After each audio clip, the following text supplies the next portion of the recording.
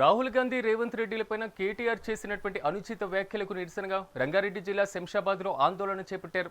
Youth Congress Nagender ఆధ్వర్యంలో ఈ నిరసన కార్యక్రమాన్ని నిర్వహించారు. మరోసారి రాహుల్ గాంధీ రేవంత్ రెడ్డిలపైన విమర్శలు చేస్తే బీఆర్ఎస్ భవన్ను ముట్టడిస్తామని హెచ్చరించారు. రాహుల్ గాంధీ గారిని కేటీఆర్ అలియాస్ డ్రామారావు ఉరిదీయాలని బహిరంగంగా సభలో చెప్పాడో దానికి నిరసనగా ఈరోజు రంగారెడ్డి జిల్లా యువజన కాంగ్రెస్ తరఫున రాజేంద్రనగర్ నియోజకవర్గంలో అంబేద్కర్ సాక్షిగా ఈరోజు ఉరిదీయడం జరిగింది. ఎవరి సొత్తని ఈరోజు కేటీఆర్ రామారావు ఇలా మాట్లాడుతుండ్రు. కేవలం సోనియా గాంధీ గారి భిక్ష వల్ల ఈరోజు వాళ్ళ కుటుంబం నడుస్తుంది. ఎందుకంటే ఆ రోజు సోనియా గాంధీ గారు వారి వల్లనే కాంగ్రెస్ ప్రభుత్వం వల్లనే తెలంగాణ ఇవ్వడం జరిగింది.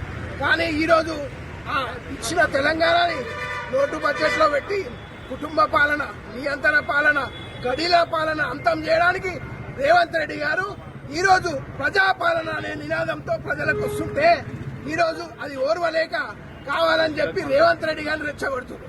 మీరు ఎంత రెచ్చగొట్టినా ఒక నిబద్ధత గల కార్యకర్త రేవంత్ అన్న. ఏదైతే రాహుల్ గాంధీ గారిని కేటీఆర్ అలియాస్ డ్రామారావు